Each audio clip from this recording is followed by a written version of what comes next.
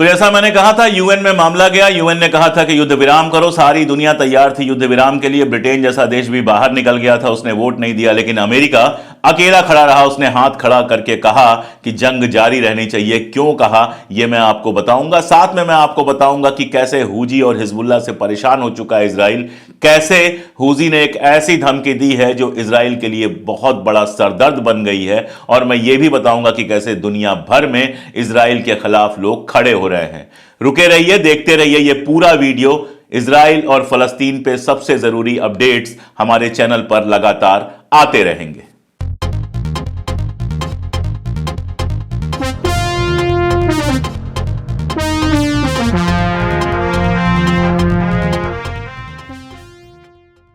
नमस्कार।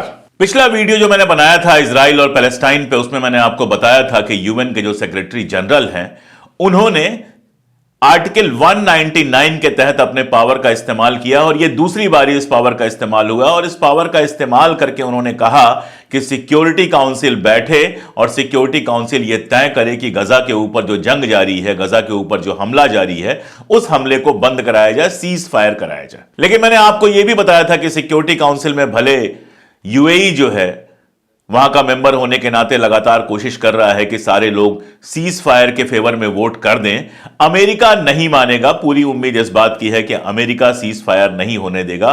और देखिए वही हुआ। जब वहां वोटिंग की नौबत आई तो यूनाइटेड किंगडम यानी इंग्लैंड तो बाहर निकल गया, एब्सटेन कर गया। उसने कहा मैं वोट नहीं दूंगा, ना पक्ष में ना विपक्ष में। उसका कारण क्या है यह भी मैं आपको बताऊंगा। लेकिन अमेरिका ने पूरी बेशर्मी से अपने हाथ खड़े कर दिए और कहा जंग जारी रहेगी। आप सोच के देखिए, 2 महीने से ज्यादा हो गए। अक्टूबर में शुरू हुआ था, दिसंबर आ गया। जो कुछ करना था इजराइल कर चुका है वहां पर। बीच में 4-6 दिन का सीज फायर भी हुआ, जिसमें जो बंधक हैं उनकी अदला बदली हुई। उसके बाद उसको ब्रेक कर दिया गया। लगातार वहां हमला जारी है। पूरी दुनिया अब देख रही है कि वहां शहरियों को तबाह किया जा रहा है। युद्ध के नाम पर गजा को खाली कराने की बात हो रही है। कभी कहता है यहां से वहां जाओ, वहां जाते हैं वहां भी बम गिरा देता है। नॉर्थ गजा, साउथ गजा, यूनुस, हर जगह कोई ऐसी जगह नहीं बची है जहां पर वो बम न गिरा रहा हो। लाखों फलस्तीनी अपने घरों से बेघर हो गए हैं। लाखों शहरी यहां वहां भटक रहे हैं। हजारों लोग मारे गए हैं, बच्चे मारे गए हैं। क्या क्या नहीं तबाह हुआ है। स्कूल तबाह हुए हैं, यूनिवर्सिटी तबाह हुई है, उनका जो लॉ सेंटर था जहां सुप्रीम कोर्ट थी वो तबाह हुआ। इतनी सारी तबाही सारी दुनिया देख रही है। फिर आखिर यह वजह क्या है कि अमेरिका इस युद्ध को, अमेरिका इस जंग को रोकना नहीं चाहता है। मैं आपको वो वजह बताऊंगा तो आप आश्चर्यचकित रह जाएंगे। जहां एक तरफ अमेरिका का जो रिप्रेजेंटेटिव था वहां पर हाथ उठाए हुए था कि हम जंग नहीं रोकने देंगे, सीज फायर का जो प्रस्ताव था उसके खिलाफ वोट कर रहा था, वहीं दूसरी तरफ अमेरिका का जो होम डिपार्टमेंट है वो इजराइल को 1400 टैंक शेल्स बेचने का जो प्रस्ताव था उसको फाइनल कर रहा था। यानी अमेरिका जो है 1400 टैंक शेल्स इजराइल को इसी बीच में बेच रहा है, जिसकी कुल कीमत है $106.5 मिलियन, $106.5 मिलियन के टैंक शेल्स बेच रहा था। और सिर्फ इतना ही नहीं है, असल में इजराइल के साथ उसका जो करार है वो करार है 4500 टैंक शेल्स बेचने का, जिसकी कुल कीमत है $500 मिलियन। $500 मिलियन जोड़ते जाइए।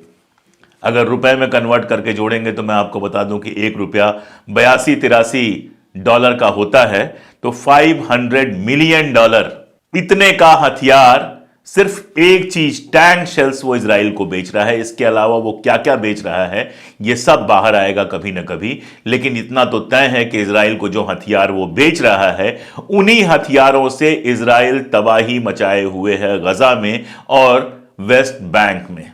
आपको अफगानिस्तान याद होगा। अफगानिस्तान में लंबे वक्त तक अमेरिका रहा, अरबों के हथियार बेचे, तबाह बर्बाद कर दिया और फिर वहां से चुपचाप निकल गया अफगानिस्तान को अपने हाल पे छोड़ के। 1990s के बाद कौन सी ऐसी जंग हुई है, और 1990s के पहले भी जब कोल्ड वॉर का पीरियड था, कौन सी ऐसी जंग हुई है जिसमें अमेरिका ने इंटरेस्ट नहीं लिया है? जब हिंदुस्तान और पाकिस्तान की जंग 1972 में हो रही थी तो वो पाकिस्तान को हथियार बेच रहा था।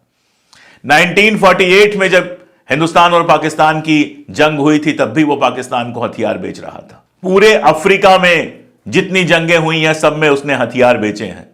सद्दाम हुसैन का केस याद होगा आपको, गद्दाफी का केस याद होगा, अफगानिस्तान की तो मैंने बात की ही। अभी यूक्रेन और रशिया के बीच में जो वार चल रहा था उसमें क्या कर रहे थे ये लोग? पहले यूक्रेन को लेकर उड़े हुए थे, सब यूक्रेन के साथ जाके खड़े हुए थे। सारी दुनिया पे प्रेशर बनाया जा रहा था कि वो यूक्रेन के साथ खड़ा हो जाए और रशिया की बड़ी लानत मलामत की जा रही थी, लेकिन इसके आड़ में यूक्रेन में लगातार हथियार का धंधा किया जा रहा था। और फिर क्या हुआ? यूक्रेन को उसके हाल पे छोड़ के सब किनारे हो गए हैं। यूक्रेन का एक बड़ा हिस्सा रशिया कब्जा कर चुका है और रशिया यूक्रेन की जो जंग आज भी जारी है, अब आप उसको किसी टीवी चैनल पर नहीं देखते हैं, किसी नेशनल इंटरनेशनल अखबार में उसकी बड़ी बड़ी खबर नहीं आती है। इसीलिए मैं कहता हूं कि गोदी मीडिया सिर्फ हिंदुस्तान में नहीं है, वो पूरी दुनिया में है, जो अमेरिका, इजराइल और इंग्लैंड और ऐसे ऐसे मुल्कों की गोद में बैठा हुआ है। आप सोच के देखिए, अभी कुछ दिन पहले की बात थी, कुछ महीनों पहले की बात थी कि यूक्रेन और रशिया के बीच की जो लड़ाई थी वो सारी दुनिया में फ्रंट पेज पर दिखाई जाती थी, हर टीवी चैनल पर दिख रही थी, हर अखबार में दिख रहा था, हर जगह। क्या हुआ ऐसा कि अचानक सब गायब हो गया? अब अगर आप ढूंढना चाहें कि आज रशिया और यूक्रेन में क्या चल रहा है तो आपको अच्छी खासी मेहनत करनी पड़ेगी। ऐसा क्यों हुआ? क्योंकि अब उस जंग में अमेरिका का कोई इंटरेस्ट नहीं है। जितना हथियार बेचना था, जितना माल कमाना था, वो कमा चुका। अब उसका इंटरेस्ट है इजराइल और फलस्तीन की जंग में, जहां वो इजराइल को, मैंने आपको बताया कि लगातार हथियार बेच रहा है। जबकि अमेरिका का जो कॉन्स्टिट्यूशन है वो कहता है कि अमेरिका ऐसी जगहों पर हथियार नहीं बेच सकता जहां उसके हथियारों का इस्तेमाल शहरियों को तबाह बर्बाद करने पर हो। और इसी बेस पर अमेरिका के अंदर बहुत सारे लोग, यहां तक कि अमेरिका की संसद के भी बहुत सारे लोग ये सवाल उठा रहे हैं कि इल्लीगल है, गैर कानूनी है ऐसे वक्त में इजराइल को अपने हथियार देना। लेकिन बाप बड़ा ना भैया, सबसे बड़ा रुपया। दुनिया में अगर कोई सबसे बड़ा बिजनेसमैन है तो वो अमेरिका है। अमेरिका एक ऐसा मुल्क है जो जंगों पर जिंदा रहता है। वो चाहता है दुनिया में जंगें चलती रहें, लोग मरते रहें, ताकि उसके हथियार बिकते रहें। जो वहां की हथियार लॉबी है वो इतनी मजबूत है कि वो सारी दुनिया में हथियार बेचती है और अमेरिकी इकॉनमी फलती फूलती है। पूरे मिडिल ईस्ट में उसने लगातार हथियार बेचे हैं। आप जानते हैं कि मिडिल ईस्ट में उसके कई सारे बेड़े हैं, कई सारे ठिकाने हैं। इराक में ठिकाना है और भी बहुत जगहों पर ठिकाने हैं। और ये सारा कुछ इसलिए है कि एक तरफ तो वो तेल पे कंट्रोल बनाए रखे और दूसरी तरफ आपस में इनको लड़ाकर इनको भी हथियार बेचे और उनको भी हथियार बेचे। तो अपने इस स्वार्थ में, अपने इस पागलपन में अमेरिका ने एक बार फिर से इस जंग को जारी रखने को हरी झंडी दिखा दी है। और हरी झंडी दिखा दी है तो इजराइल तारीफ करेगा ही। इजराइल ने तारीफ की है। इजराइल यानी कि बीबी नेतन्याहू, जिसकी अपनी सत्ता खतरे में है, अगर यह जंग नहीं होती तो इस समय वो सत्ता से बाहर होता, शायद जेल के अंदर होता। लेकिन इस जंग ने उसको एक नई जिंदगी दे दी है। इस जंग ने उसकी कुर्सी बचा ली है। तो वो तो ये जंग करना ही चाहेगा, वो तो ये पागलपन, ये उन्माद इजराइल के अंदर पैदा करना ही चाहेगा कि इस जंग से हम पूरे के पूरे पैलेस्टाइन को खाली करा लेंगे। मैंने आपको बताया था कि इंग्लैंड ने एब्सटेन किया। यह भी थोड़ा आश्चर्यजनक था कि इंग्लैंड, ऋषि सुनक, जो लगातार खुलेआम इजराइल के फेवर में रहा है, लगातार कहता रहा है कि इजराइल को सेल्फ डिफेंस का हक है। मानो इनके आंखों पर ऐसे पर्दे पड़े हुए हैं कि मरे हुए बच्चे, टूटे हुए अस्पताल इनको सेल्फ डिफेंस दिखाई दे रहे हैं। लेकिन यह जो वोटिंग हुई इसमें एब्सटेन किया। क्यों एब्सटेन किया? क्योंकि इंग्लैंड के अंदर जनता का दबाव इतना ज्यादा है कि जंग के समर्थन में ऋषि सुनक दिखना नहीं चाहता था। अभी कल की बात है, लंदन की सड़कों पर एक बार फिर सैलाब निकला। यह सैलाब लाखों की भीड़ का था जो ऋषि सुनक से डिमांड कर रही थी, ब्रिटेन से डिमांड कर रही थी कि आप इस जंग को रोको, सीज फायर के फेवर में वोट दो। अब अमेरिका के खिलाफ जाके फेवर में तो वोट दे नहीं सकता था, इसलिए फाइनली एब्सटेन करने का तय किया, वोट दिया ही नहीं। लेकिन यह सैलाब जो आप देख पा रहे हैं, आप देखिए, यह सैलाब लंदन की सड़कों पर निकला है। और मैं बार बार कहता हूं कि ऐसे सैलाब जब निकल रहे हैं तो यह सिर्फ मुसलमानों के नहीं है। फलस्तीन अब सिर्फ मुसलमानों का मामला नहीं रह गया है। इजराइल का अपना अखबार है हरीज, इजराइल से निकलता है। उस अखबार की एक रिपोर्ट है कि इस जंग के बाद जो इजरायली हैं वो सारी दुनिया में अलग थलग पड़ रहे हैं। खास तौर पे जो कलाकार हैं, कल्चर का काम करते हैं, पेंटिंग करते हैं, सिनेमा का काम करते हैं, पोएट्री का काम करते हैं, ये जो पूरी दुनिया है ये इजराइल के कलाकारों को बहिष्कार कर रही है। ये नहीं बुला रही है उनको अपने यहां, और ना ही इजराइल जब उन्हें बुला रहा है अपने यहां तो जाने की बात कर रही है। मैंने आपको बताया है कैसे एक से एक सिनेमा की नामचीन हस्तियां, दीगर चीजों की नामचीन हस्तियां लगातार इजराइल के खिलाफ बोल रही हैं, लगातार कह रही हैं कि फलस्तीनियों के साथ जो हो रहा है वो गलत है। और वो सिर्फ मुसलमान नहीं हैं, दुनिया के हर कौम के लोग हैं। तो इजराइल भले इस जंग में जीतता हुआ दिख रहा है, हालांकि लगातार इजराइल के सैनिक भी मर रहे हैं, और भी कई सारी बातें हैं जो मैं आगे बताऊंगा।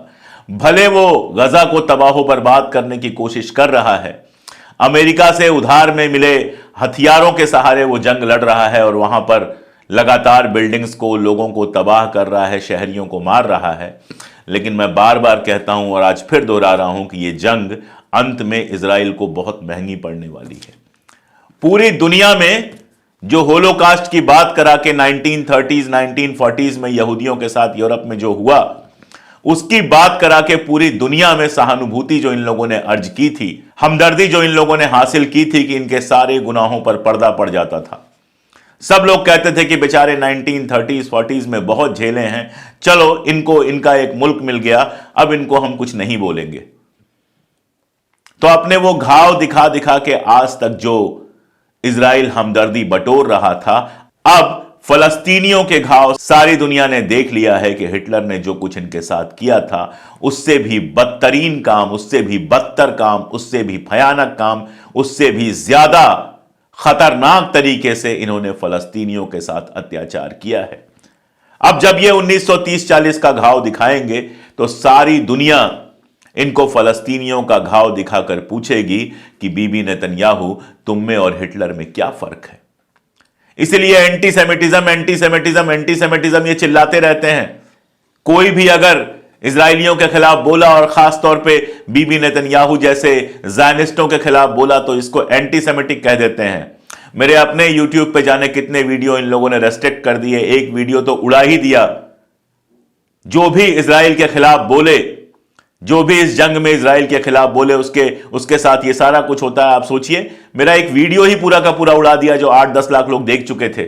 यही यूट्यूब पे आप जाके देखिए, फलस्तीनियों के खिलाफ नफरत फैलाने वाली, इस्लामोफोबिया फैलाने वाली, मुसलमानों के खिलाफ लगातार नफरत फैलाने वाली एक से एक वीडियो आपको दिख जाएंगे। उनके ऊपर यूट्यूब कुछ नहीं करता है, लेकिन हमारे जैसे लोग जब फलस्तीन के पक्ष में बोलते हैं, जब इजराइल के गुनाहों को, अमेरिका के गुनाहों को बेपर्द करते हैं, तो बड़ा दर्द होता है यूट्यूब को भी। क्या किया जाए, फाइनली ये भी तो अमेरिका की ही चीज है। लेकिन ठीक है, जितना बोल सकते हैं, जहां तक बोल सकते हैं बोलेंगे। तो दुनिया भर में अब इजराइल के जो कारनामे हैं वो बेपर्द तो हो ही चुके हैं। अभी आपको बताऊं, यूएई में, दुबई में सीओपी की समिट चल रही। हमारे आदरणीय प्रधानमंत्री नरेंद्र मोदी जी भी वहां गए थे।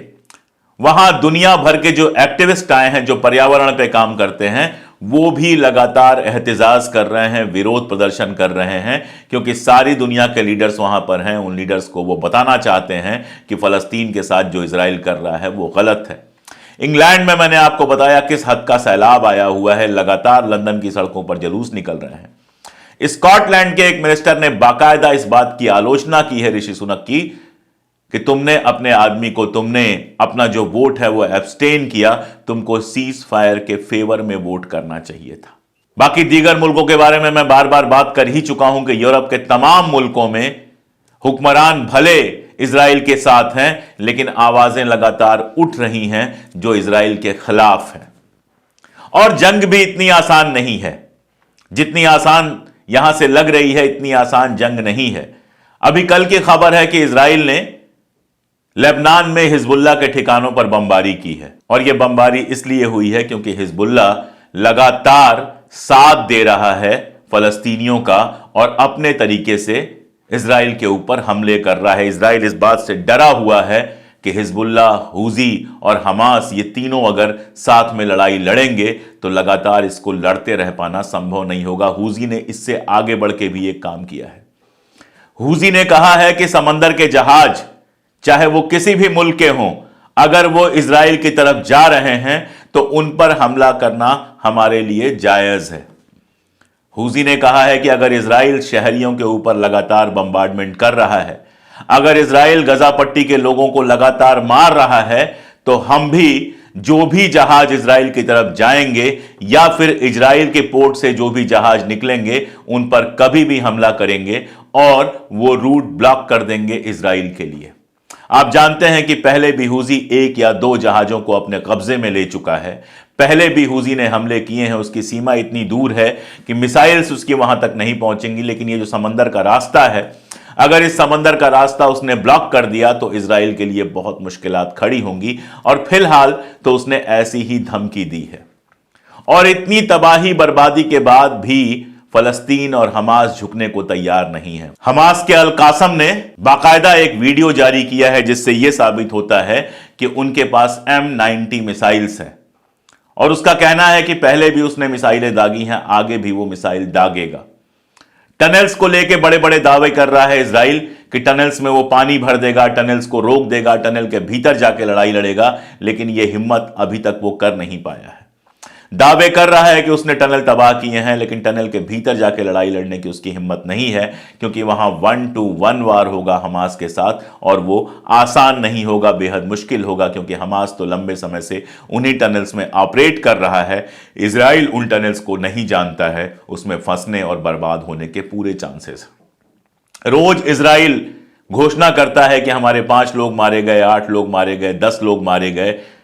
अगर इतना आसान होता तो 60 दिन बहुत होते हैं छोटी सी गाजा पट्टी को कब्जा करने के लिए। यानी ये जंग इतनी आसान भी नहीं है। तो 60-64 दिन से ये जंग लगातार जारी है और इस जंग ने और कुछ जो भी किया हो, चलो गजा ने तबाही झेली, गजा और फलस्तीन तो बरसों से तबाही झेल रहे हैं, लेकिन एक काम जरूर कर दिया जो अमेरिका और इजराइल कभी नहीं चाहते थे।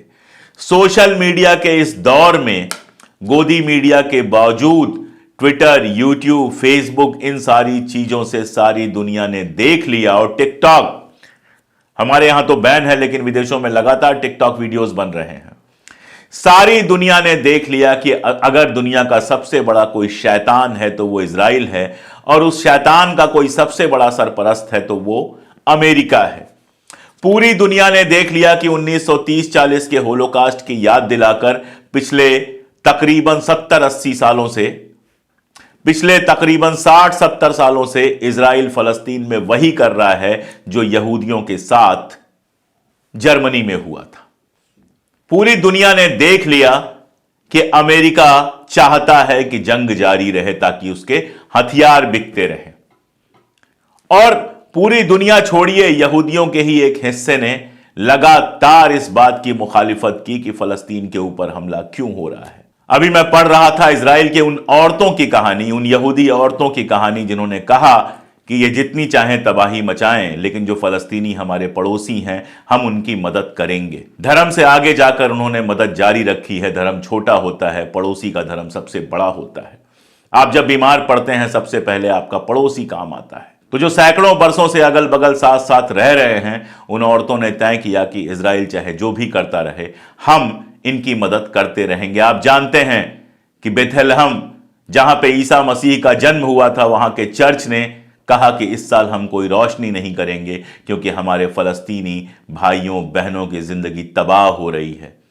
जैसे मकानों के गिरे हुए रबल्स हैं, टुकड़े हैं, वैसा ही उन्होंने एक दृश्य बनाया जहां पे रबल्स रखे और जैसे उन रबल्स के बीच में, जैसे उन खंडहरों के बीच में बच्चे पैदा हो रहे हैं, ईसा मसीह को भी वैसे ही पैदा होते दिखाया। उन्होंने कहा न कोई रोशनी करेंगे हम, न कोई नुमाइश करेंगे, हम सिर्फ ईसा मसीह से प्रार्थना करेंगे, ईश्वर से प्रार्थना करेंगे हम कि फलस्तीन की तबाही को रोके, फलस्तीन के लोगों को बचाए।